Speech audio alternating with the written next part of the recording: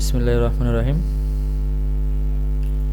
আজকে আমাদের সাবজেক্ট হলো বেসিক হিউম্যান অ্যানাটমি, ফিজিওলজি নয়। আমরা শুধু অ্যানাটমি পড়বো আজকে।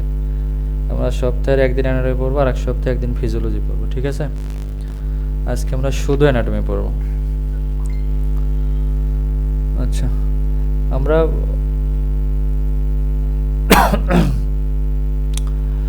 আমরা তো প্রথমে প্রথমে তো একদম শুরু থেকেই শুরু করেছিলাম, তাই না? হয়তো অনেকে ভুলে গেছো। তো আমরা খুব সিম্পলিভাবে বেসিক্যালিভাবে আমরা আবার প্রথম থেকেই শুরু করব।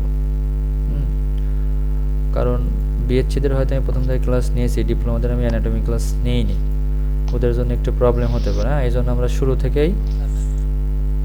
থেকেই আমরা আবার একটু ক্লাসটা মানে সিম্পলিভাবে, বেশি বিস্তৃত না, বেসিক্যালি আমরা একটু শিখে যাব, যাতে পরবর্তী ক্লাসগুলোতে গিয়ে কোনো প্রবলেম না হয়, ঠিক আছে?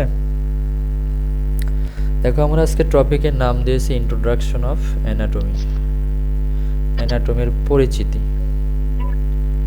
ইন্ট্রোডাকশন অফ অ্যানাটমির শব্দ অর্থ হলো অ্যানাটমির পরিচিতি।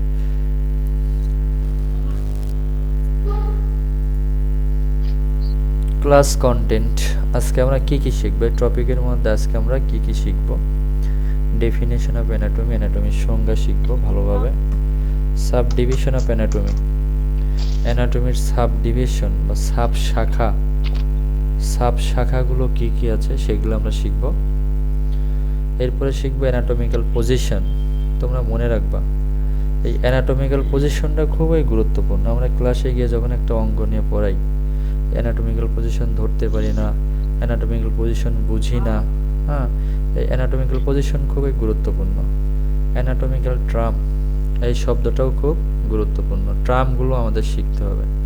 আমরা এই ট্রামগুলো না শিখলে আমরা কোনো একটা অঙ্গ ধরে বর্ণনা করতে পারি না, এটা আমাদের প্রবলেম হয়। এই জন্য এই শব্দগুলো আমরা অবশ্যই শিখব। আমি লিভার পড়তে যাব, পজিশন জানা লাগবে। লিভারের সারফেসগুলো বর্ণনা করতে যাব, আমাদের ট্রামগুলো ভালোভাবে জানা লাগবে, কোনটা অ্যান্টিরিয়র কোনটা পোস্টেরিয়র। অনেকে আমরা এই শব্দগুলো বুঝি না। আমি এই জন্য আজকে টপিকটা খুব বেসিক্যালি জিনিসগুলো দিয়ে সাজিয়েছি, তোমরা খুব মনোযোগের সহিত গ্রহণ করবা। এরপরে আমরা লিখছি অ্যানাটমিক্যাল প্ল্যান। আমরা কিছু অ্যানাটমিক্যাল প্ল্যান বা কল্পনা, কিছু রেখা কল্পনা আমরা শিখবো আজকে, কিভাবে বাক করা লাগে।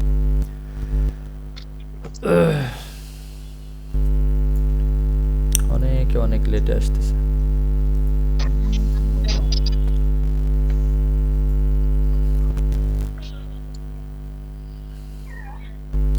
আমি একটা চিত্র দিয়েছি, তোমরা কি চিত্রটা দেখতে পাচ্ছ? দেখো, আমরা চিত্র এখানে দিয়েছি। হ্যাঁ, আমরা চিত্র তো দেখো একটা ছবি দেওয়া আছে। আচ্ছা, যাদের কাছে একটু বেশি শব্দ হয় তারা একটু আনমিউট করে ফেলো। আমি যখন জিজ্ঞেস করি তখন তোমরা সবাই আনমিউট করো। আমি যখন তোমাদের প্রশ্ন করব তখন তোমরা আনমিউট করো, সবাই মিউট করে ফেলো, সবাই মিউট করে ফেলো। আর আমি যখন প্রশ্ন করব তখন তোমরা সাথে সাথে আনমিউট করে আমার সাথে কথা বলবা। এর আগে তোমার সাথে কথা বলার দরকার নেই। সবাই আনমিউট করো, যখন আমি প্রশ্ন করব তখন তোমরা আনমিউট করে আমার প্রশ্নের উত্তর দিবা, ঠিক আছে? দেখো, আমরা এখানে একটা ছবি দিয়েছি। ছবিতে উপরে দেখো লেখা আছে যে হিউম্যান অ্যানাটমি পার্টস, অ্যানাটমির পার্টস সময় দেখো একটা ছবি দেওয়া আছে, কিছু ভাইটাল অর্গানের ছবি দেওয়া আছে। এপাশে দেওয়া আছে স্টোমাক, এপাশে দেওয়া আছে স্প্লিন, তারপরে দেওয়া আছে ইউটেরাস, এরপর দেওয়া আছে হলো দেখো লিভার, এরপরে আছে হার্ট, এরপর আছে ব্রেন। আচ্ছা, এই যে অঙ্গগুলো দেওয়া আছে, অঙ্গগুলো দেখো এখানে সিম্পল একটা জিনিস শিখে নাও।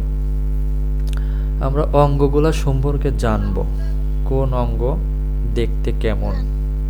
দেখো, স্টোমাক দেখতে অনেকটা যে অক্ষরের মতো দেখা যাচ্ছে।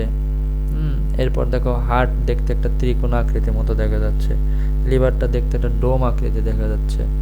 এরপর ইউটেরাস বা গর্ভাশয়টা দেখো দেখতে একটা প্রজাপতির মতো দেখা যাচ্ছে। এক একটা অঙ্গের দেখো এক এক রকম গঠন। আমরা এই গঠন সম্পর্কে বিস্তারিত অ্যানাটমিতে জানব।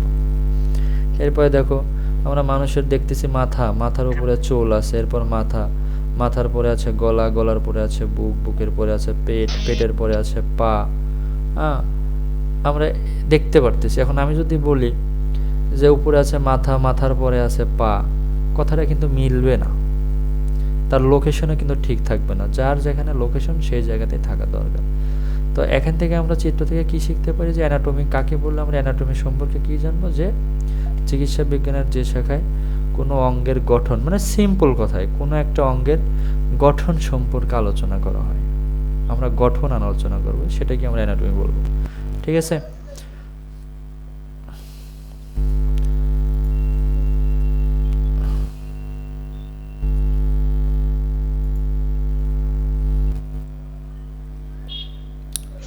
দেখো, define anatomy.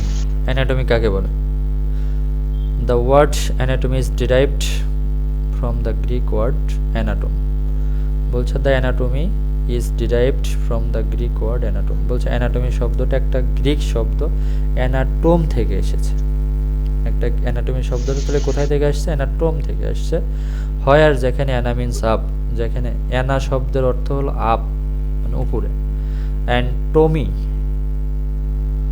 And tomy means, আচ্ছা দেখো, the word anatomy is derived from the Greek word anatome. Anatomy শব্দটা এসেছে বা উৎপন্ন হয়েছে কোথায় থেকে? একটা গ্রিক শব্দ থেকে। কোন শব্দ সেটা? অ্যানাটম। হয় আর যেখানে অ্যানা মিন্স, মানে অ্যানাটম শব্দকে আবার দুই ভাগে ভাগ করা হয়েছে, একটা আছে অ্যানা আর একটা আছে টমি, ANATOME, দুই ভাগে ভাগ করছে। হয় আর অ্যানা মিন্স, যেখানে অ্যানার আবেদনিক অর্থ হলো আপ, উপরের দিকে, অ্যান্ড টমি মিন্স, টমির আবেদনিক অর্থ হলো প্রসেস অফ কাটিং, কাটার প্রক্রিয়া। এখন যদি আমি তোমাকে বলি, তাহলে তোমরা মেডিকেলের স্টুডেন্ট, আমি তোমাকে বললাম যে হার্ট কোথায় আছে প্র্যাকটিক্যালি আমাকে দেখাও, একদম রিয়েলিটিভাবে দেখাবা, নট কোনো মডেল। তো তখন তোমাকে কি করতে হবে? ওই লাশটাকে কিন্তু কাটতে হবে, কেটে বুক কাটতে হবে, হাড্ডি কাটতে হবে, তারপর তুমি হার্টের অবস্থান জানতে পারবা। না কেটে কি তুমি পাবা? পাওয়া যাবে না, কিন্তু না কেটে পাওয়া যাবে না। এই জন্য বলছে টমি মিন্স প্রসেস অফ কাটিং, মানে আমরা কি করবো, একটা অঙ্গ সম্পর্কে যখন জানবো, অঙ্গটাকে কেটে কেটে কেটে কেটে বের করে আমরা জানবো। না কেটে তো আমরা দেখতে পারবো না। ধরো হার্টের লোকেশন দেবো, বুক কেটে বের করবো, স্টোমাকের লোকেশন দেবো, পেট কেটে আমরা বের করবো। এই জন্য বলছে প্রসেস অফ কাটিং, মানে দেখো অর্থের সাথে কতটা মিল আছে। অ্যানাটমি জানতে হলে তোমাকে কাটতেই হবে, না কেটে তুমি জানতে পারবে না। এরপর কি বলছে? অ্যানাটমি ক্যান বি ডিফাইন্ড, অ্যানাটমিকে সংজ্ঞায়িত করা যেতে পারে as the study of the structure of the body, দেহের গঠন সম্পর্কে শিক্ষা বা দেহের গঠন সম্পর্কে জ্ঞান, and the relationship with is other organs of the body. এবং শুধু দেহের অর্গানের গঠন সম্পর্কে আমরা জানবো না, আরও কি জানবো? Relationship with is other organs of the body, মানে একটা অঙ্গের সাথে আর একটা অঙ্গের কি সম্পর্ক, একটা অঙ্গের সাথে আর একটা অঙ্গের কি সম্পর্ক আছে, কিভাবে তারা এক অপরের সাথে লেগে আছে, আমরা সেটাও জানবো। দেখো, তোমরা সবাই জানো যে কারো কারো কারো কারো চোখের প্রবলেম হলে কিন্তু মাথা ব্যথা করে। কারো কারো একটু চোখের প্রবলেম হলে মাথা ব্যথা করে। কেউ অনেকক্ষণ টেবিলের উপরে পড়তে বসছে, পড়তে পড়তে দেখা যাচ্ছে তার চোখ একটু ব্যথা করছে, চোখ ব্যথা করার কারণে তার মাথা ব্যথা শুরু হয়ে গেছে। তাহলে এখান থেকে আমরা জানতে পারি যে অবশ্যই চোখের সাথে মাথার কোনো না কোনো সম্পর্ক কিন্তু আছেই, যদি না থাকতো তাহলে কিন্তু মাথা ব্যথা করতো না। এই জন্য লাস্ট কথাটা যেটা বলছে, অবশ্যই একটা অঙ্গের সাথে and the relationship with its others organ, একটা অঙ্গের সাথে আর একটা অঙ্গের কি সম্পর্ক, সেটাও আমরা অ্যানাটমিতে জানবো। মানে এক কথায় যদি তোমরা সিম্পলভাবে মনে রাখতে চাও যে structure of the body, structure of the organ, অর্গানের গঠন, and the relationship with its others organ, এবং একটার সাথে আরেকটা অর্গানের যে সম্পর্ক, এই দুইটা বিষয় নিয়ে আমরা যেখানে আলোচনা করব সেটাকে বলা হচ্ছে অ্যানাটমি। বুঝতে পারছো সবাই? আচ্ছা, আর একটু বোঝার জন্য দেখো আমি আবার এখানে চিত্র দিয়েছি। আমি যদি তোমাদেরকে বলতাম যে স্টমাকের মানে বাহিরের পার্টটা তো তোমরা চেনোই, ভিতরের পার্টটা কেমন আছে আমাকে একটু দেখাও তো। তোমরা কি স্টমাকটা না কেটে কি দেখতে পারবা? দেখতে পারবে না। এই জন্য দেখো অ্যানাটমির সাথে টোম শব্দটা যোগ করছে। তোমাকে তখন কি করতে হবে, স্টোমাককে অনেক সুন্দর করে কাটতে হবে, কেটে কয়টা লেয়ার আছে, কয়টা লেয়ার পাচ্ছ, ভিতরের ফ্লোরটা কেমন আছে, খাবারটা কোন জায়গায় থাকে, তোমাকে কেটে কেটে কেটে কেটে ভাগ করে তোমাকে দেখতে হবে, না কাটলে কিন্তু দেখতে পারবো না। আমরা এখান থেকে তাহলে দেখলাম যে অবশ্যই অ্যানাটমি ভালোভাবে শিখতে গেলে কেটে কেটে শেখা লাগবে, যেটা টোম শব্দের সার্থকতা আর কি। 2 নম্বর চিত্রে দেখো যে হার্টের ছবি আমরা দিয়েছি, হার্টকে কাটছি, কাইটে তার ভিতরের পার্টগুলো দেখতে পারতেছি। এক কথা, প্রত্যেকটা অঙ্গের বিস্তৃত বিশ্লেষণ, তার গঠন জানা এবং একটা অঙ্গের সাথে আর একটা অঙ্গের যে সম্পর্ক, এটাই হচ্ছে অ্যানাটমির সংজ্ঞা আর কি, যদি আমরা ভালোভাবে বলতে যাই।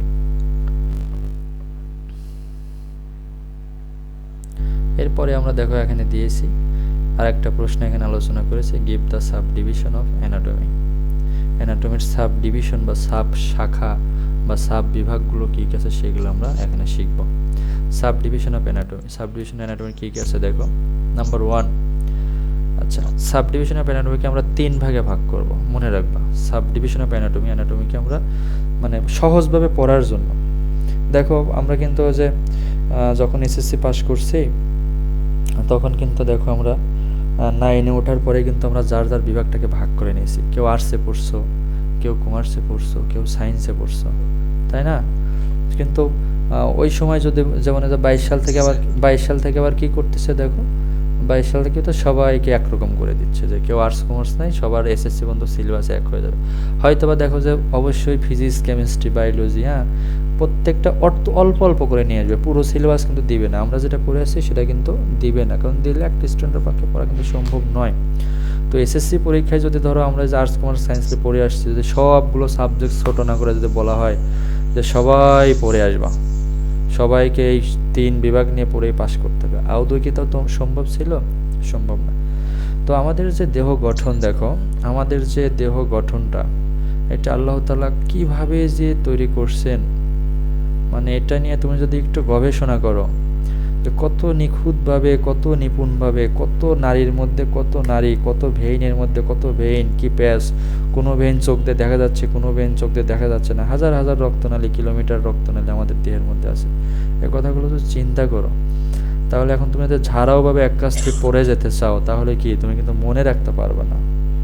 মনে রাখতে পারবে না বিধায় যারা অ্যানাটমিস্ট আছে, যারা অ্যানাটমি নিয়ে রিসার্চ করে তাদেরকে অ্যানাটমিস্ট বলা হয়। যারা অ্যানাটমিস্ট আছে তারা দেখলো যে আসলে এভাবে মুখস্থ রাখা অনেক কঠিন, এই জন্য তারা কী করলো, অ্যানাটমিকে সাব ডিভিশনে 3টা ভাগে ভাগ করে দিল, যাতে ছাত্ররা খুব সহজে বুঝতে পারে। তার 1 নম্বর ভাগ হলো গ্রস অ্যানাটমি। 1 নম্বর শব্দের অর্থ হলো গ্রস অ্যানাটমি, বা এর আরেকটা নাম হলো ম্যাক্রোস্কোপিক অ্যানাটমি। তোমরা যে কোনো একটা বলতে পারো, যেটা তোমাদের মনে রাখতে সুবিধা হয় সেটা তোমরা বলতে পারো। একটা হচ্ছে গ্রস অ্যানাটমি আর একটা হলো ম্যাক্রোস্কোপিক, না যে কোনো একটা তোমরা বলতে পারো। আচ্ছা, ম্যাক্রোস্কোপিক বা গ্রস অ্যানাটমি কি, সিম্পলভাবে তোমরা মনে রাখবা যে যেটা, আচ্ছা মানে যেটা তোমরা চোখ দিয়ে দেখে দেখে বর্ণনা করতে পারবা, যেটা তোমরা খালি চোখে দেখে দেখে বর্ণনা করতে পারবা, সেটাকে আমরা বলতেছি গ্রস বা ম্যাক্রোস্কোপিক অ্যানাটমি। যেমন study of large body structure to the naked eye, অর্থাৎ study of large body structure, দেহের বড় বড় জিনিসই তো আমরা চোখ দিয়ে খালি চোখে দেখতে পাই। নেকটাই শব্দের অর্থ হলো খালি চোখ, মনে রাখবা, নেকটাই শব্দের অর্থ হলো খালি চোখে দেখা, ঠিক আছে? তাহলে এখন দেখো, তুমি যদি বলো যে আমি 2টা চোখ নিয়ে আলোচনা করবো, তাহলে 2টা চোখ কি খালি চোখে দেখা যাবে না? দেখা যাবে না, খালি চোখে কিন্তু দেখা যাবে, তাই না? তাহলে এটাকে আমরা বলবো গ্রস অ্যানাটমি। খালি চোখে দেখে দেখে যে অ্যানাটমি স্টাডি করা হয় সেটাকে আমরা বলবো gross anatomy or macroscopic anatomy. আচ্ছা, গ্রস অ্যানাটমি, ম্যাক্রোস্কোপিক অ্যানাটমিকে আমরা কয়েকটা ভাগে ভাগ করছে। তার মধ্যে হলো নাম্বার 1 রিজিওনাল অ্যানাটমি। রিজিয়ন, তোমরা রিজন শব্দের সাথে পরিচিত আছো।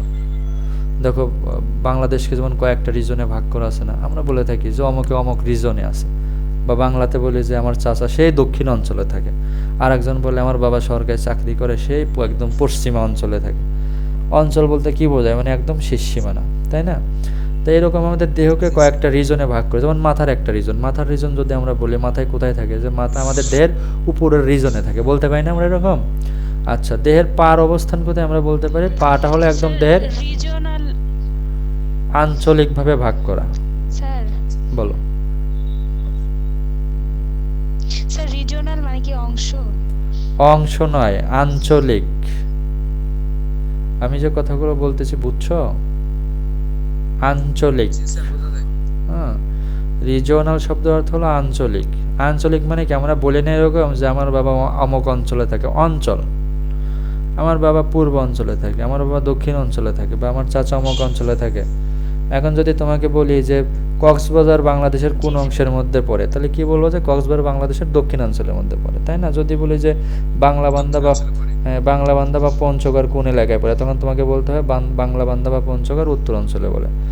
এখন তুমি যদি ধরো ঢাকাতে এসে থাকো, অনেকে তোমার জিজ্ঞেস করবে এ ভাই তোর বাড়ি কই, তখন কিন্তু তুমি বলবা না যে সরাসরি আমার বাড়ি বগুড়া বা গাইবান্ধা। অনেকে বলে যে আমার বাড়ি অনেক দূর, উত্তর অঞ্চল, এরকম বলে না?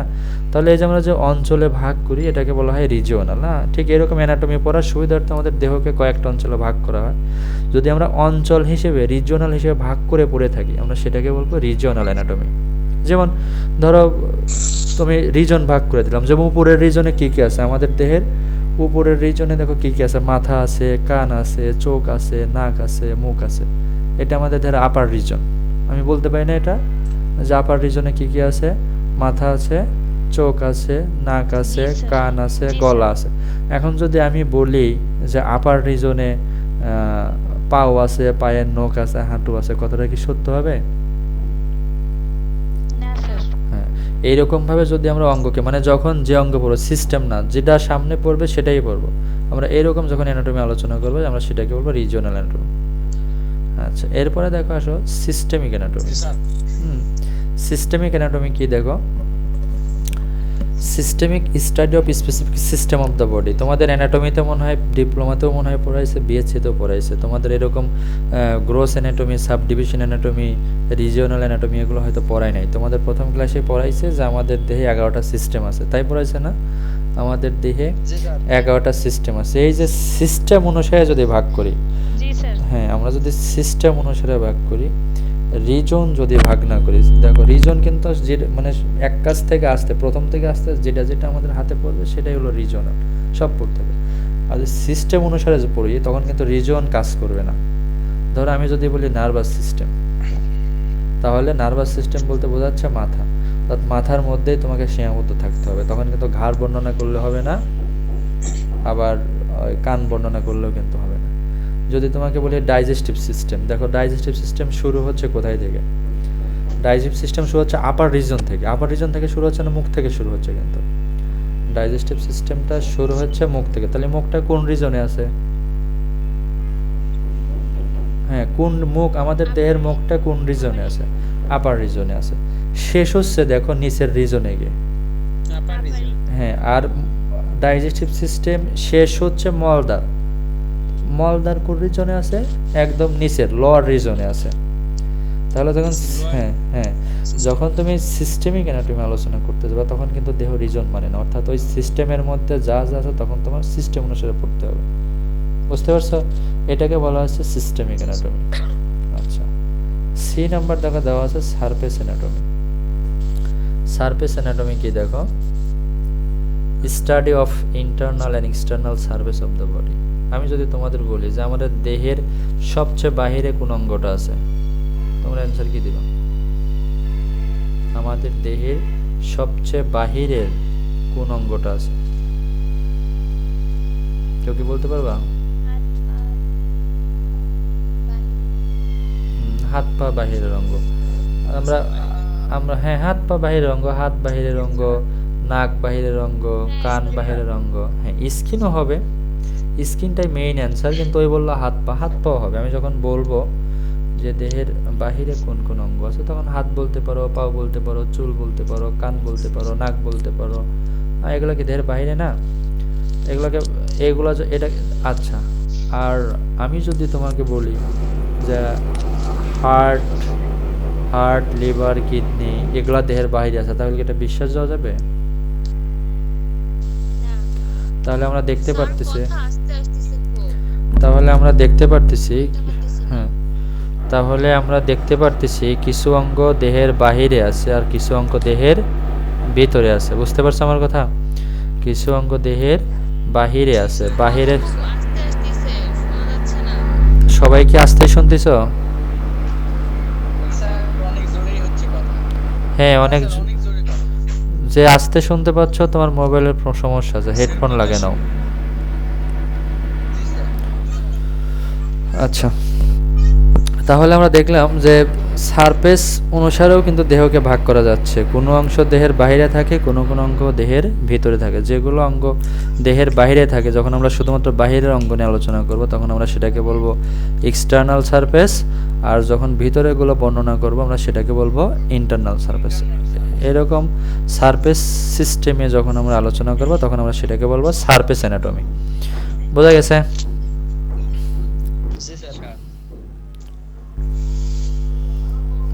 এই মিরাজুল আনমিউট করো। দেখো এখানে একটা চিত্র দেওয়া আছে, এইখানে একটা, এই হাসাহাসি করো না, হাসাহাসি করলে আনমিউট করবো। আমি বলছি সবাই আনমিউট করে রাখো, যখন আমি প্রশ্ন করব তখন মিউট করবা। দেখো এখানে একটা চিত্র দেওয়া আছে, হ্যাঁ, চিত্র অনেকগুলো পার্ট দেওয়া আছে। মানে এখানে সিম্পল একটা জিনিস দেখাচ্ছি, দেখো দেখো যে চুল মাথার বাহিরে আছে, হাত বাহিরে, পা বাহিরে।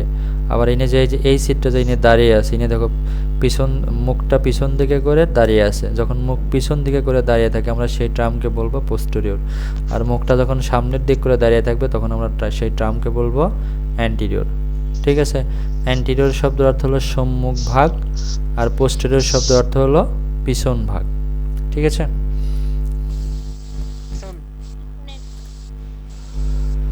এরপরে নাম্বার 2 আমরা 1 নম্বর পড়লাম ম্যাক্রোস্কোপিক। ম্যাক্রোস্কোপি তাহলে কি খালি চোখে দেখা যায় না, যায় না?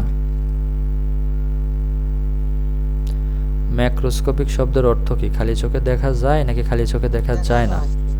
খালি চোখে। যেটা ম্যাক্রোস্কোপিক মনে রাখবা, যেটা থাকবে MACROSCOPIC, যেটা ম্যাক্রোস্কোপিক থাকবে সেটা খালি চোখে দেখা যায়।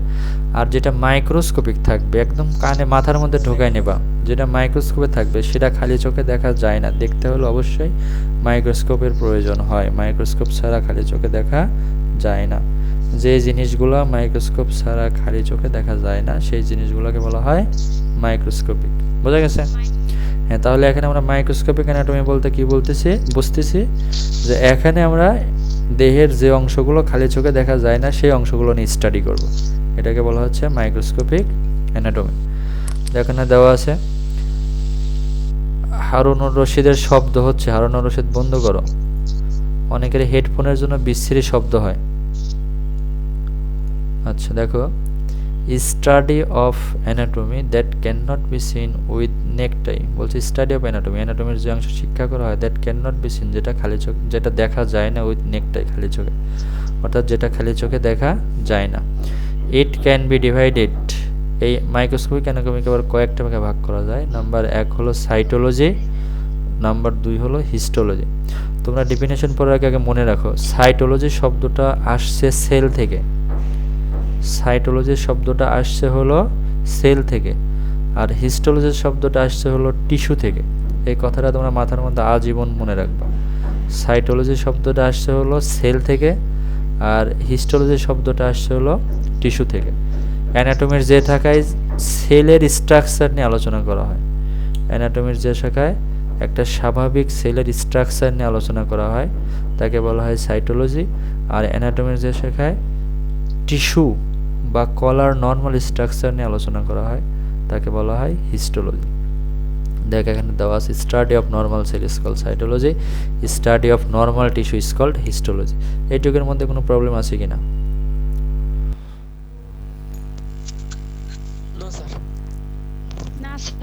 আচ্ছা, এরপরে দেখো নাম্বার 3 এমব্রিওলজি। নাম্বার 3 হলো embryology, study of human embryos and foetus. Embryo কথাটা যেখানেই পাবা, এমব্রিও কথাটা যেখানেই পাবা সেখানে পাবা হিউম্যান ভ্রূণ। ভ্রূণ তো আমরা চিনি, তাই না? ভ্রূণ অর্থাৎ যখন জাইগোট হয়, শুক্রাণু ডিম্বাণু মিলে যখন জাইগোট হয় সেই অবস্থাকে বলা হয় ভ্রূণ বা এমব্রিওনিক লাইফ। ঠিক আছে? তো যখন আমরা এই যে যখন একটা বাচ্চা মানে শুক্রাণু আর ডিম্বাণু মিলিত হয়ে যখন একটা বাচ্চা হয় বা ভ্রূণ হয়, ওই ভ্রূণ নিয়েও যখন আমরা আলোচনা করি, অ্যানাটমির এই শাখায় শুধুমাত্র আমরা ওই ভ্রূণ নিয়ে, এমব্রিও বা ফেটাস নিয়ে আলোচনা করব। অর্থাৎ অ্যানাটমির যে শাখায় ভ্রূণ বা ফেটাস নিয়ে আলোচনা করা হয় সেটাকে বলা হচ্ছে এমব্রিওলজি। বোঝা গেছে? তাহলে আমরা দেখলাম অ্যানাটমির মোট সাব ডিভিশন হলো 3টা। প্রথমটা হলো গ্রোস অ্যানাটমি বা ম্যাক্রোস্কোপিক অ্যানাটমি, 2 নম্বরটা হলো মাইক্রোস্কোপিক অ্যানাটমি, আর 3 নম্বরটা হলো এমব্রিওলজি। ম্যাক্রোস্কোপিক অ্যানাটমি হলো খালি চোখে দেখা যায়, মাইক্রোস্কোপিক অ্যানাটমি খালি চোখে দেখা যায় না। এমব্রিওলজিটা হচ্ছে ফেটাস বা ভ্রূণ নিয়ে আলোচনা করা হয়। এখানে দেখো আমি চিত্র দিয়েছি। দেখো এই যে এখানে তোমরা যে চিত্রটা দেখতে পাচ্ছ বেগুনি কালারে, না? আমাদের যখন কোনো একটা, আমরা যে মাংসটা খাই, মাংসপেশি খাই, যদি আমরা ওই মাংসটাকে কাটি, এরকমভাবে কাটি, যদি আমরা লম্বালম্বি করে কাটি, সেগুলো কিন্তু মাইক্রোস্কোপে ঠিক এরকম দেখা যায়, সেল আছে, আছে, এরকম স্ট্রাকচার দেখা যায়। তাহলে আমরা যখন একটা টিস্যুকে কেটে কেটে মাইক্রোস্কোপের নিচে নিয়ে স্টাডি করব, টিস্যুকে নিয়ে যখন স্টাডি করব, আমরা সেটাকে বলবো হিস্টোলজি। কিছুক্ষণ আগেই পড়েছি, এরকম যখন আমরা টিস্যু কেটে নিয়ে মাইক্রোস্কোপের নিচে দেখব, একটা টিস্যু মাইক্রোস্কোপে নিয়ে দেখলে এরকম দেখা যায়, স্মুথ মাসেলগুলো এরকম দেখা যায়, এপিথেলিয়াম মাসেলগুলো এরকম দেখা যায়, স্পাম ম্যাস এরকম দেখা যায়। হ্যাঁ, এরকম মাইক্রোস্কোপের নিচে কিন্তু আমরা স্টাডি করি। এগুলোর মধ্যে যখন রোগ হয়, ক্যান্সার হয়, তখন এগুলোর আকার আকৃতি পরিবর্তন হয়ে যায়। এই জন্য আমরা, এটা হলো নর্মাল স্ট্রাকচার। যখন এগুলো রোগ হয়, দেখা যায় বিভিন্ন আকৃতি হয়ে যায়, এখানে অন্য অন্য অনেকগুলো জিনিস পাওয়া যায়, মরফোলজি চেঞ্জ হয়ে যায়। এই যখন আমরা টিস্যু নিয়ে কেটে কেটে আলোচনা করব মাইক্রোস্কোপের নিচে, তখন সেটাকে বলবো হিস্টোলজি। ঠিক এরকম আমরা সেল নিয়ে আলোচনা করা হয়, আমরা সেটাকে বলবো সাইটোলজি। আর এমব্রিওলজি কি, দেখো এই যে এটা হলো একটা মায়ের, হলো দেখো এটা একটা ভ্রূণ কিন্তু প্রথমত এরকম অবস্থায় থাকে। সবচেয়ে প্রথমে দেখো, এখানে খুব মজার একটা জিনিস দেখো, এই যে এটা কিন্তু ডিম্বাণু, মায়ের যে ডিম্বাণু থাকে, এটা হচ্ছে ডিম্বাণু, এটা হলো ডিম্বাশয়। হ্যাঁ, দেখো ডিম্বাণুটা এই রাস্তা দিয়ে গিয়ে এই যে এখানে আসে, ডিম্বাণু এই নাড়ি দিয়ে গিয়ে এই যে দেখো এখানে চলে আসছে। এরপরে ডিম্বাণুটা এখানে কি হয়, এই যে এখান থেকে ডিম্বাণুকে এখানে আসছে, আর বাবার দেহ থেকে শুক্রাণু এখানে আসে, আসার পরে এখানে দেখো জাইগোট হয়, জাইগোট হওয়ার পরে দেখো এটার পিণ্ড হয়ে গেছে, একটা মাংসপেশির পিণ্ড হয়ে গেছে। এরপর দেখো এই পিণ্ডটা আস্তে আস্তে আবার এরকম হয়ে গেছে। এরপর কিছুদিন 4-5 সপ্তাহ যাওয়ার পরে তার আকারটা, ভ্রূণের আকারটা এরকম হয়ে যায়। এই যে সামগ্রিক যে আলোচনা, আমরা যখন এগুলো নিয়ে আলোচনা করব, তখন সেটাকে আমরা বলবো এমব্রিওলজি। আশা করি বুঝতে পারছো সবাই।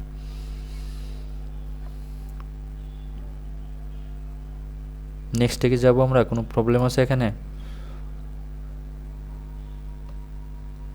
না স্যার, না স্যার। ঠিক আছে।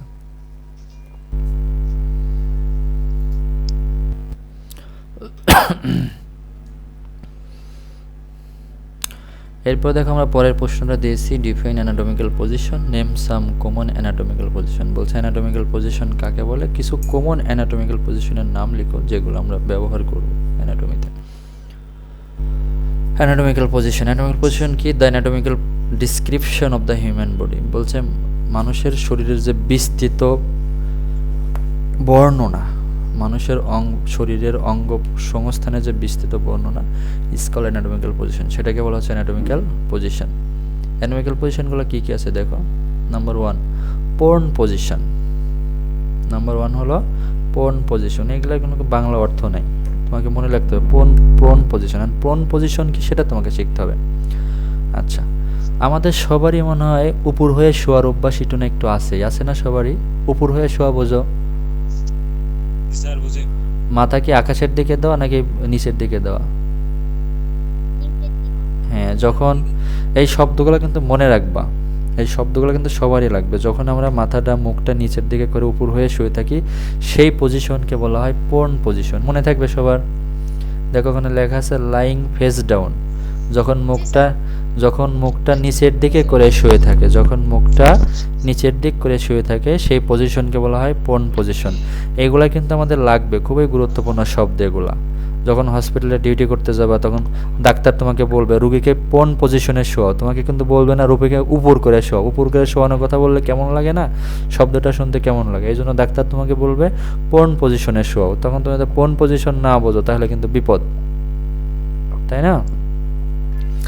এরপর হলো সুপাইন পজিশন। সুপাইন পজিশন কি দেখো, lying flat on the back with the face up, অর্থাৎ যখন মুখটা তুমি উপরের দিক করে শুয়ে থাকবে, নর্মালি আমরা যেদিক হয়ে শুয়ে থাকি একদম সোজা হয়ে মুখটা উপরের দিক করে যখন শুয়ে থাকবে তখন সেই পজিশনকে বলা হবে সুপাইন পজিশন, অর্থাৎ প্রোন পজিশনের বিপরীত হলো supine position. Number 3, right lateral recumbent position. Right lateral recumbent position, এই পজিশনটা কি lying on the right side, আমরা ডান কাত হয়ে শুই একবার, বাম কাত হয়ে শুই একবার, এটা আমরা শুতে খুব অভ্যস্ত। হ্যাঁ, যখন ডান কাত হয়ে ডান দিকে মুখ দিয়ে ডান কাত হয়ে শুয়ে থাকি আমরা সেটাকে বলি রাইট লেটারাল রিকম্বেন্ট পজিশন। আর যখন বাম দিক হয়ে শুয়ে থাকি আমরা সেটাকে বলবো লেফট লেটারাল রিকম্বেন্ট পজিশন।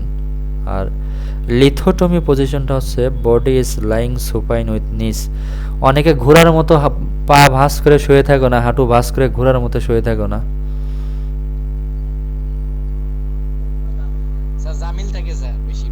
হ্যাঁ ওটাই হচ্ছে লিথোটমি পজিশন। ঠিক আছে, বুঝছো তো সবাই? পজিশনগুলো অবশ্যই মুখস্থ করে নিবা। জি স্যার। পিকচার অফ ডিফারেন্ট দেখো,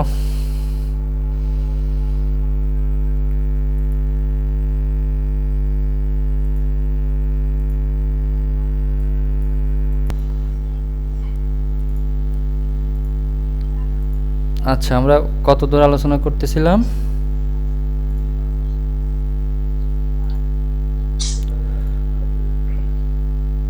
পজিশনগুলো, তাই না? পজিশনগুলো আমরা শেষ করছিলাম। আচ্ছা হ্যাঁ দেখো আমরা পজিশনগুলো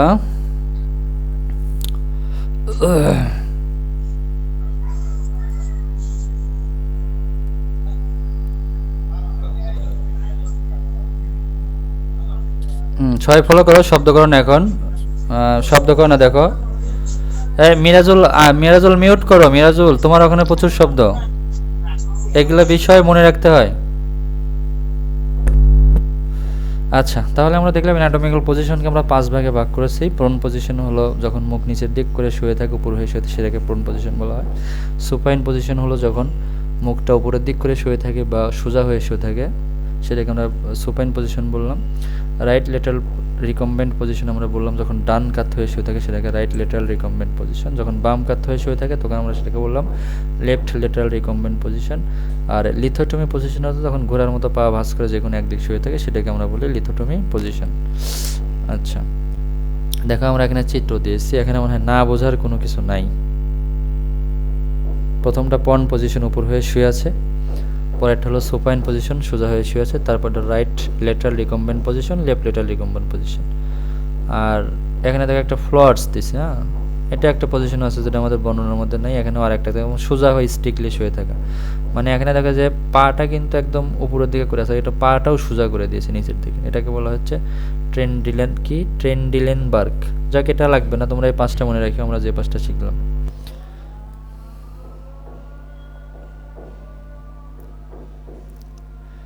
এরপরে আমরা পরের প্রশ্ন শিখব, ডিসক্রাইব দ্য অ্যানাটমিক্যাল ট্রাম্প। এটা খুব গুরুত্বপূর্ণ, ট্রাম্পগুলো আমাদের শিখতে হবে, ট্রাম্পগুলো না শিখলে আমরা কোনো অঙ্গে বর্ণনা করতে পারবো না। Number 1 superior. সুপিরিয়রের আর একটা নাম হলো অ্যাবভ, তোমরা সুপিরিয়র দিতে পারো, অ্যাবভও দিতে পারো। এটা এর অর্থ কী বোঝাচ্ছে দেখো, নিয়ারার the upper part of the body, দেহের এই অংশটা দেহের উপরের অংশকে বোঝায়। এটা দেহ না, যখন যে অর্গানটা বর্ণনা করবা তখন তার উপরের অংশকে বোঝাবে। আমি তোমাদের একটা এমনি উদাহরণ বলি, তোমরা উত্তর দেবা 2-1জন আনমিউট করে, যে যদি বলি যে কলমের হেডটা কোথায় থাকে, পায়ে থাকে না উপরে থাকে? উপরের দিকে থাকে। তাহলে কলমের হেড যদি আমরা বর্ণনা করতে যাই তাহলে কি আমরা বলবো the head is upper to the pen, নাকি বলবো the head is lower to the pen?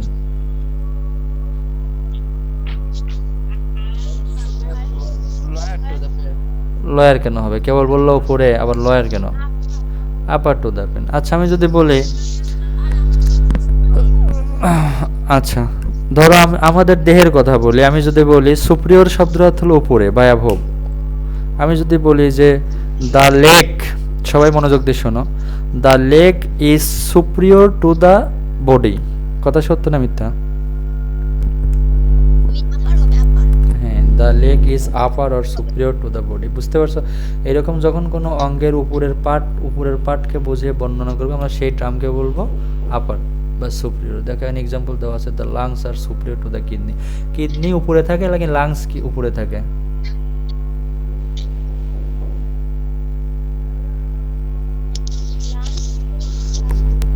Kidney উপরে থাকে নাকি লাংস উপরে থাকে?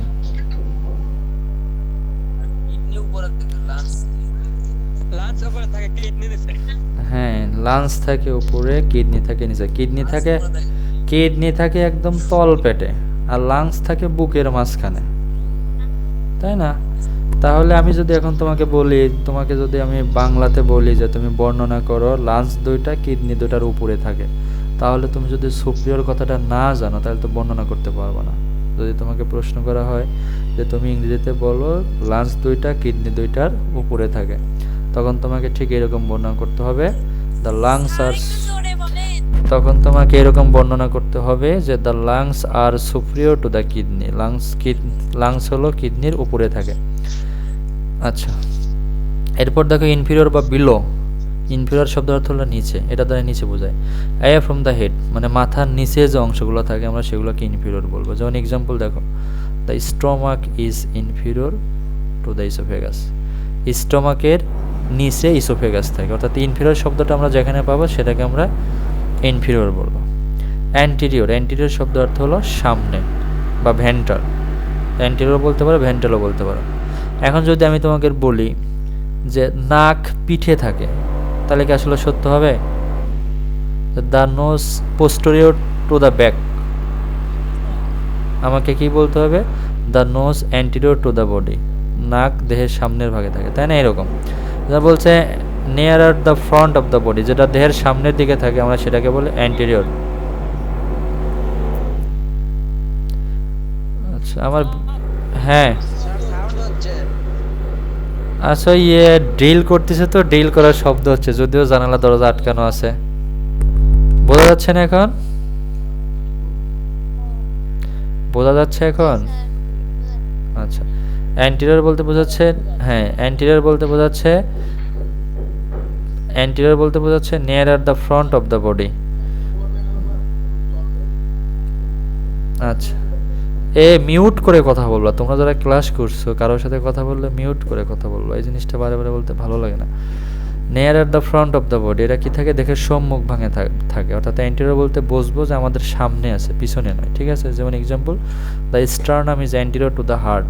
হার্টের সামনে স্টারনাম আছে। স্টারনামটা কি হার্টের সামনে আছে না? বুকের মাঝখানে যে হার্টটি সেটাকে স্টারনাম বলা হয়, আর হার্ট তার পিছনে আছে, অর্থাৎ হার্টের সামনে আছে স্টারনাম। যদি আমরা স্টারনাম বর্ণনা করতে যাই তাহলে বলবো the sternum is anterior to the heart. আর যদি হার্ট বর্ণনা করতে যাই তাহলে বলবো the heart is posterior to the sternum. আমার কথা বুঝতে পারছো? দেখো আমরা নিচের উদাহরণটাই দিয়ে দিছি, যে example, the heart is posterior to the sternum, অর্থাৎ কোনো অঙ্গ যখন আরেকটা অঙ্গের সামনে থাকবে সেটা অ্যান্টিরিয়র, যখন পিছনে থাকবে সেটা পোস্টেরিয়র, অর্থাৎ সামনে আর পিছনে বোঝায়।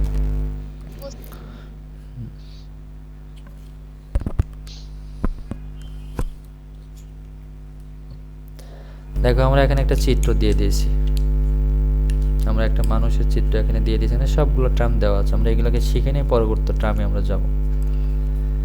দেখো এই যে থুতমার নিচ থেকে বুকের মাঝ বরাবর পর্যন্ত একটা দাগ দেওয়া আছে না? দেখো যদিও এই দাগটা এরকমভাবে আমাদের দেহে দেওয়া নাই, বাট আমাদের দেহ কিন্তু এরকম ভাগ করা আছে, নিচ পর্যন্ত ভাগ করা আছে, এখান দিয়ে লোম ভাগ করা আছে, একটা দাগ আছে, একদম মাঝ বরাবর দাগ আছে না? আমাদের দেহে কিন্তু আছে। এই দাগটাকে বলা হয় মিড লাইন, সবার মনে থাকবে, এই দাগটাকে বলা হয় মিড লাইন। এই দাগের উপরেই ভিত্তি করে কিন্তু আমাদের দেহকে ভাগ করা হয়, ডাইনে বামে উপরে নিচে, এই মিড লাইনকে ভাগ করা হয়। বুঝতে পারছো আমার কথা? তাহলে এই দাগটা অর্থাৎ আমাদের দেহের মাঝ বরাবর একদম তোতমা থেকে শুরু করে বুকের নীল দ্বারা একদম পেটের উপর দিয়েও, নাভির উপর দিয়েও কি লোমগুলো বেশি একটু দাগের মতো আছে না?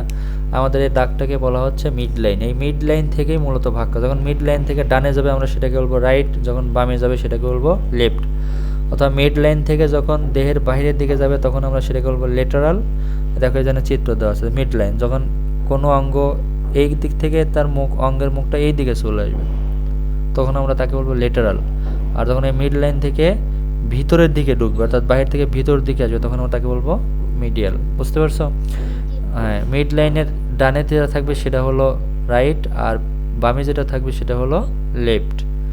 আচ্ছা, এটা ধরো মিড লাইন, এই যে তীর চিহ্ন দেওয়া আছে মিড লাইন। হ্যাঁ, আচ্ছা, মিড লাইন থেকে এই মিড লাইন থেকে যেটা দূরে, মিড লাইন থেকে যেটা দূরে সেটাকে বলবো ডিস্টাল। ডিস্টাল শব্দের অর্থ হলো দূরে। ধরো এখানে মিড লাইন, এটা তোমার মিড লাইন। এখন আমি যদি বলি যে দ্য লেগ ইজ, সবাই ফলো করো, এটা ধরো মিড লাইন। পেটটা হলো আমাদের দেহের মিড লাইন। পেট আমাদের দেহের মিড লাইন না, মাঝের একটা অংশ। ধরো পেটটা মাঝের অংশ ধরে তোমাকে যদি বলি যে পা পেটের খুব কাছাকাছি, আসলে এটা কি সত্য হলো? জি না স্যার। পাটা পেট থেকে দূর, এই জন্য বলতে হবে ডিস্টাল। তো যখন মিড লাইন থেকে দূরে বোঝায় তখন সেটাকে বলবো ডিস্টাল, যখন মিড লাইনের দিকে কাছাকাছি বোঝায় তখন সেটাকে বলবো প্রক্সিমাল। বুঝতে পারছো আমার কথা? প্রক্সিমাল হলো নিকটে, ডিস্টাল হলো জি স্যার। দূরে। আচ্ছা, রেডমি ফোন নিয়ে গল্প করো ওখানে, তুমি একটু আনমিউট করো, তোমার ওখান থেকে ডিস্টার্ব বেশি হচ্ছে। ক্লাস করার সময় গল্প করার দরকার নাই তো। আচ্ছা, এরপরে দেখো এই চিত্র থেকে ওই কথা শুনতেইছে না, ফোন মনে হয় অফ করে ওই গল্প করতেছে। আচ্ছা, এরপরে দেখো এখানে এই যে যখন তুমি এইভাবে দাঁড়াবা, পেটটা কি সামনে না পিছনে? সামনে। এটা হলো সামনে আর এটা হলো পিছনে। তো সামনে যখন থাকবে সেটা হলো অ্যান্টিরিয়র, পিছনে যেটা থাকবে সেটা হলো পোস্টেরিয়র। উপরে যখন থাকবে, উপরের দিকে দেখা যাবে প্রত্যেকটা কিন্তু মিড লাইন। আচ্ছা, রেডমি ফোনটা কার? রেডমি ফোনটা কার? রেডমি ওই গল্প করতেছে, ওকে আমি বারে বারে বলতেছি। আপনি করে দেন স্যার। খবরই নাই যে ক্লাস হচ্ছে।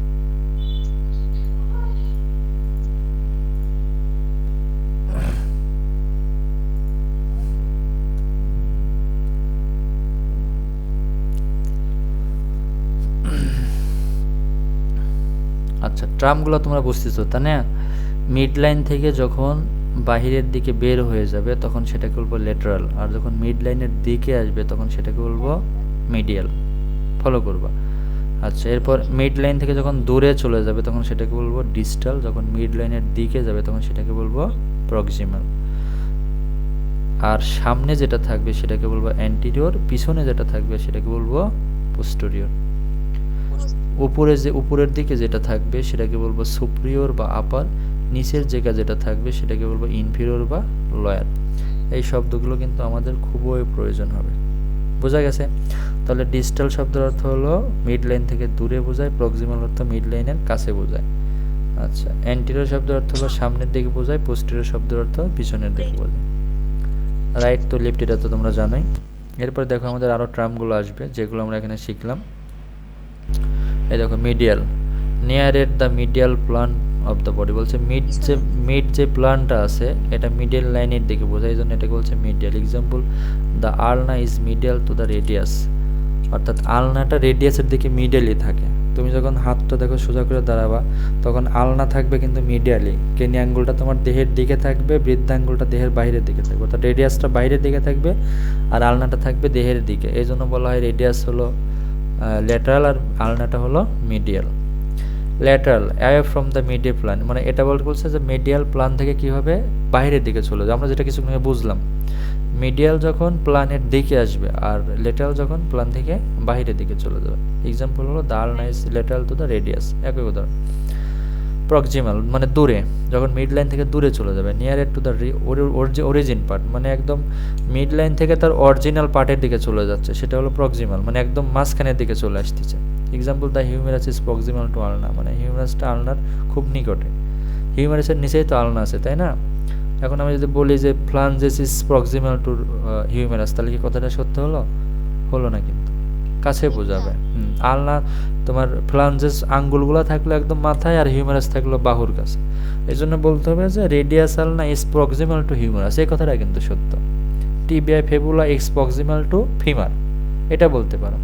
যদি এখন বলো tibia is proximal to radius বা tibia is proximal to humerus, এটা কি সত্য হলো? হলো না, তাই না? এখন যদি তুমি বলো brain is proximal to liver, তাহলে কি সত্যি হলো যে ব্রেন আর লিভার খুব কাছাকাছি থাকে? এটা কিন্তু মিথ্যা। এরকম যখন কাছাকাছি বোঝাবে তখন সেটা হলো প্রক্সিমাল, আর যখন দূরে বোঝাবে তখন সেটা হলো ডিস্টাল। ডিস্টাল কি away from the origin part, মানে উৎপত্তি স্থল থেকে অনেক দূরে বোঝায়। Example the fibula is distal to the femur, femur থেকে ফিবুলার দূরত্বটা অনেক একটু দূরে থাকে, টিবিয়াটা কাছে থাকে, ফিবুলাটা একটু দূরে থাকে। বোঝা গেছে? না বুঝলে কও, এটা অনেকে বুঝতে পারে না। আবার বলবো আমি, কেউ যদি না বুঝে থাকো।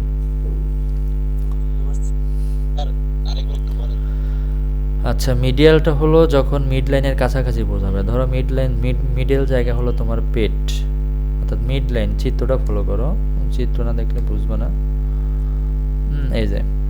এই যে ধরো মিড লাইন, এই মিড লাইনের দিকে যখন কোনো কিছু আসবে, যেমন দেখো এই যে হাতটা যখন সোজা করবে, এই আঙ্গুলটা কিন্তু এদিকে চলে যাবে, বৃদ্ধাঙ্গুলটা কোন দিকে চলে যাবে? এদিকে। চিত্রটা দেখতে পারতেছো? আমি দেখাচ্ছি যে মাউস দিয়ে। যখন হাতটা সোজা করবে, বৃদ্ধাঙ্গুলটা এদিকে চলে যাবে, আর কেনি আঙ্গুলটা কি এদিকে আসবে না? তাহলে এই ক্ষেত্রে বৃদ্ধাঙ্গুলটা হবে লেটারাল আর কেনি আঙ্গুলটা হবে মিডিয়াল। অর্থাৎ যখন এই দিকে আসবে তখন হবে মিডিয়াল, আর যখন এই দিকে যাবে তখন হবে লেটারাল। ঠিক আছে? আর প্রক্সিমাল হলো কাছাকাছি। ধরো এটা পেট, পেটের এখানে বুক আছে, তাহলে পেট আর বুক কি প্রক্সিমাল, যে abdomen is proximal to thorax, পেট আর বুক কাছাকাছি। এখন বলি যে abdomen is proximal to leg, তাহলে এই কথা সত্যি হলো? তখন তোমাকে কি বলতে হবে? যে না, abdomen is distal to leg, abdomen থেকে লেগের দূরত্ব অনেক। সেই রকম যখন কাছাকাছি বোঝাবে প্রক্সিমাল, দূরে বোঝালে অনেক দূরে ডিস্টাল। আর রাইট লেফট এটা বুঝলে এগুলো। আর এটা হলো মিড লাইন। যাই পরিকল্পনা করে মিড লাইন থেকে পরিকল্পনা করবো। আচ্ছা, এগুলো তো বললামই। এরপরে দেখো আরো আছে সুপারফিশিয়াল। সুপারফিশিয়াল মানে একদম উপরে, পৃষ্ঠভাগ। সুপারফিশিয়াল হলো একদম পৃষ্ঠভাগ। যেমন তোমরা যার যার রুমে শুয়ে আছো, তোমরা ভিতরে আছো, ওটা হলো ইন্টারনাল। আর তোমাদের সুপারফিশিয়াল হলো বাইরের দেওয়াল, দেওয়ালটা আছে কি সুপারফিশিয়াল। বা তোমাদের ঘরের যে একদম দেয়ালের সাথে আছে সে কিন্তু সুপারফিশিয়াল। আর তুমি যখন মাঝখানে আছো ওটা হলো তুমি মিডিয়াম, ডিপ, গভীর। আমাদের দেহের উদাহরণ দেই, মাথার চুল কি সুপারফিশিয়াল না ডিপ?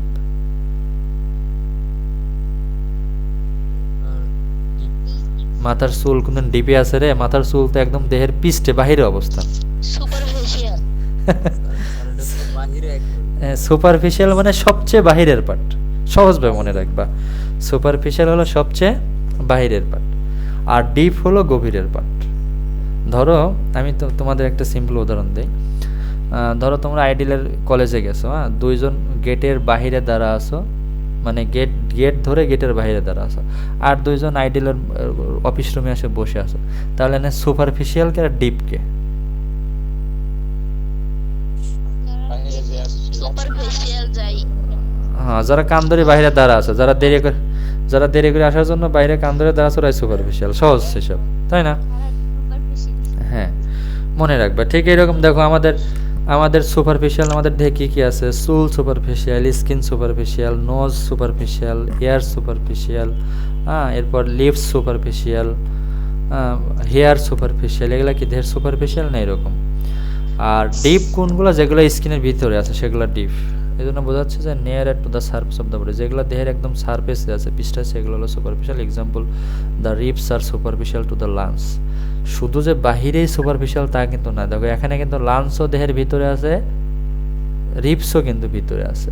তাহলে এখন প্রশ্ন হতে পারে যে স্যার এই দুটো আবার সুপারফিশিয়াল হয় কেমন? সেন্টেন্সটা তোমরা ভালো করে পড়ো। The ribs are superficial to the lungs. রিপসটা আছে দেখো চামড়ার নিচে আছে রিপস, রিপস মানে বুকের হাড্ডিগুলা, আর রিপসের নিচে আছে আবার লাংস। তাহলে যদি তুমি লাংস আর রিপসকে তুলনা করো, তাহলে কোনটা সুপারফিশিয়াল আছে? লাংসে সুপারফিশিয়াল না রিপস সুপারফিশিয়াল? রিপস সুপারফিশিয়াল, যেটা একদম বেশি। হ্যাঁ হ্যাঁ হ্যাঁ, এই জন্য রিপসটা হলো এখানে সুপারফিশিয়াল, লাংসটা হলো ডিপ। বুঝতে পারছো আমার কথা? আচ্ছা, এরপর ডিপ কি দেখো, away from the surface of the body. এটা কি বলছে? যে সারফেস, দেহের বাহিরভাগ থেকে ভিতরের দিকে। Example the lungs are deep to the skin. Skin থেকে লাংস কি অনেক গভীরে, একদম বাহিরে স্কিন, আর লাংস কি গভীরে। এরকম যখন ডিপ বোঝায় তখন সেটা হলো ভিতরে। ঠিক আছে? ইন্টারনাল, এক্সটার্নাল, এটা সবাই জানো। যেটা এক্সটার্নাল সেটা বাহিরের, যেটা একদম দেখা যায় সেটা এক্সটার্নাল, ভিতরে যেটা সেটা হলো ইন্টারনাল। এটাও কিন্তু সুপারফিশিয়াল ডিপের মতোই হবে। ঠিক আছে? যে কোনো অঙ্গের বাইরের পার্ট হলো ইন্টারনাল, কি বাইরের পার্ট হলো এক্সটার্নাল, ভিতরের পার্ট হলো ইন্টারনাল। এটাই হলো আজকের লাস্ট স্লাইড। আমরা লাস্টে আলোচনা করেছি what is anatomical plan, name the major anatomical plan. সবসময় মনে রাখবে আমাদের দেহ সম্পর্কে শিক্ষা করতে গেলে প্ল্যানগুলো তোমাকে জানতেই হবে। আচ্ছা, আমি এগুলো আলোচনা করার আগে তোমাদের একটা ছবি দেখায় নেই। ছবি দেখতে পাচ্ছ তোমরা? আচ্ছা, আমি মাউস কিভাবে দেখাই সবাই খুব শার্পলি ফলো করো। ধরো এই একজন মানুষ দাঁড়িয়ে আছে, আমি তাকে ঠিক এই দেখো এই যে একদম এই পেট বরাবর কেটে দিলাম, একটা চাকু দিয়ে তাকে একদম এই পেট বরাবর কেটে দিলাম। তাহলে সে কেমনভাবে ভাগ হলো? পেট থেকে উপরের দিকে একটা ভাগ হলো, আর পেট থেকে নিচের দিকে একটা ভাগ হলো। এই যে কাটলাম, এটা কাটকে আমি কি লম্বা করে কাটলাম নাকি কাটাটা দিলাম আমি পাতালে করে, মানে সমান্তরালভাবে? কোনভাবে কাটলাম? পাতালে করে কাটলাম। ব্লেডটা যেভাবে নিয়ে কেটে দিলাম, পাতালে বা সমান্তরালভাবে কেটে দিলাম। কাটে যাওয়ার পরে তারা কি হলো? লম্বভাবে ভাগ হয়ে গেল। পাতাইলে বা ট্রান্সফারভাবে কাটার জন্য তারা লম্বভাবে ভাগ হয়ে গেল, ঠিক কিনা? যখন দেখো এটা হলো দেহের মাঝভাগ, যখন আমরা দেহকে এরকমভাবে কাটবো তখন আমরা এই যে প্ল্যান, এই মাঝ বরাবর যদি আমরা দেহকে কেটে ফেলি তাহলে এটা একটা প্ল্যান না? প্ল্যান শব্দ তো রেখা, আমরা এইভাবে দেহকে একটা রেখায় ভাগ করতে পারি না। এই সমান্তরালের ইংলিশ হলো ট্রান্সভার্স, এই প্ল্যানকে বলা হলো ট্রান্সভার্স প্ল্যান। মনে থাকবে সবাই, ট্রান্সভার্স প্ল্যানকে যদি তুমি ভাগ করো তাহলে দেহকে কয় ভাগে ভাগ করা যায়? কে কে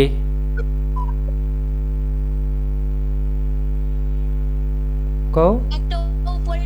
ফাইন, এই তো। কি তোমার নাম কি? তুমি কিটা বললা? নাম কি রে তোমার? নাম লাগে নাই?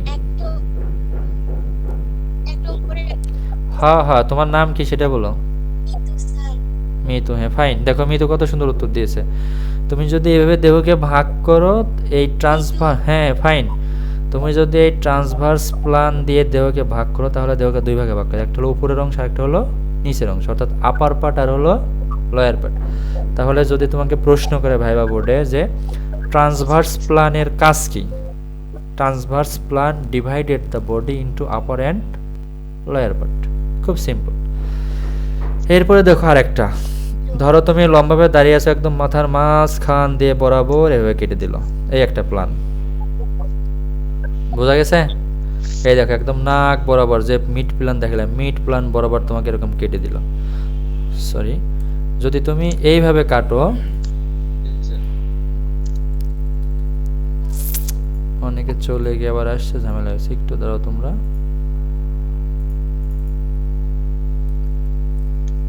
যদি তুমি এই বরাবর কাটো এটাকে বলা হয় ফন্টানাল প্ল্যান। ফন্টান, এটাকে বলা হয় হলো সেজাইটাল প্ল্যান। এই যে এই বরাবর যেটা কাটো এটাকে বলে সেজাইটাল প্ল্যান। যদি তুমি এই বরাবর কাটো, কেউ কি উত্তর দিতে পারবা দেহ কয় ভাগে ভাগ হবে? আগেকার রেখা কিন্তু বাদ, আগেকার রেখা বাদ, ওটা তো শিখে আসছে। যদি এই বরাবর নাক বরাবর কেটে দাও, একদম পার মাঝখান থেকে বরাবর নাক বরাবর কেটে দিলা, তার দেহ কয় ভাগে ভাগ হয়ে যাবে? ফাইন, দুই ভাগে। কি কি? না না, অ্যান্টেরিয়র পোস্টেরিয়র কেন হবে? ফাইন, হ্যাঁ ডাইন আর বাম ভাগে ভাগ হয়ে যায়। ফাইন, এই তো গুড, বুঝতে হবে এভাবে। যদি মাঝ বরাবর কেটে দাও তাহলে ডাইন অংশ হাত ডাইন দিকে পড়ে যাবে, বাম অংশ হাত বাম দিকে পড়ে যাবে। অর্থাৎ দেহকে এই যে প্ল্যানে ভাগ করা হচ্ছে এই প্ল্যানকে বলা হচ্ছে সেজাইটাল প্ল্যান। সেজাইটাল প্ল্যানের কাজ কি? দেহকে ডাইন এবং বাম সাইডে ভাগ করে দিচ্ছে। বোঝা গেছে? এখন আসো আর একটা প্ল্যান আছে, দেখো একদম এই যে এই মাথার মাঝখান থেকে কান বরাবর এই সোজা কাটে, অর্থাৎ দেহের মাঝখান দিয়ে কাটে। অর্থাৎ মনে করো যে পায়ের মাঝখান দিয়ে ব্লেড দিল, পায়ের অর্ধেক সাইড সামনের সাইড সামনে পড়ে গেল, পিছনের সাইড পিছনে, মাথার অর্ধেক সাইড মুখ সামনে, মাথার পিছন সাইড মুখ। অর্থাৎ এই প্ল্যানে যেটা কাটা হয় একদম এই যে এই প্ল্যানে যেটা কাটা হয় আমরা সেটাকে বলবো ফন্টাল প্ল্যান। যদি ফলটান প্ল্যানে যদি তুমি কাটো তাহলে আমরা কয়টা ভাগে ভাগ করতে পারবো? কি কি? ফাইন, এই ক্ষেত্রে হবে অ্যান্টেরিয়র আর পোস্টেরিয়র, সামনের ভাগ আর হলো পিছনের ভাগ।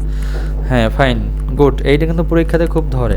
তাহলে আমরা পুরো দেহকে তিনটা প্ল্যানে ভাগ করতে পারি। একটা হলো ট্রান্সভার্স প্ল্যান, যেটা পাতালভাবে কাটিয়ে দেওয়া হয়, সেটা হলো ট্রান্সভার্স প্ল্যান, এটা দেহকে দুই ভাগে ভাগ করে, আপার অ্যান্ড লোয়ার। আর একটা হলো সেজাইটাল প্ল্যান, এটা দেহকে দুই ভাগে ভাগ করে, একটা হচ্ছে রাইট সাইড, একটা হলো লেফট সাইড। আর ফ্রন্টাল প্ল্যানের একটা নাম আছে করোনাল প্ল্যান। এই ফ্রন্টাল বা কর্নাল প্ল্যান ভাগ করে দেহকে দুই ভাগ, একটা হলো অ্যান্টেরিয়র, একটা হলো পোস্টেরিয়র। হ্যাঁ, দেখো আমরা এটা এখানে আলোচনা করেছি অ্যানাটমিক্যাল প্ল্যান কাকে বলে। It is the imaginary flat surface,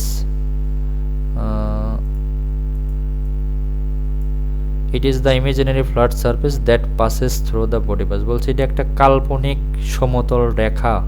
it is the imaginary, এটা হয় একটা কাল্পনিক ফ্ল্যাট সারফেস, সমতল পৃষ্ঠ বা সমতল রেখা, that passes through the body, যেটা দেহের বডি পার্ট, যেটা দেহের পার্ট বা দেহের অংশ দিয়ে চলে যায়, অতিক্রম করে। Major anatomical plan. Number 1, sagittal plan. It is the ventral plan that divides the body into right and left. আচ্ছা, frontal বা cornal plan. It is the ventral plan that divides the body into anterior and posterior. যে কথাগুলো বললাম চিত্রগুলাই। Transverse plan বা horizontal plan. Transverse plan এর একটা নাম হলো horizontal. Divides the body into upper and lower segment. না বোঝার কিছু আছে এখানে, আগেই বুঝাই দিয়ে আসছি।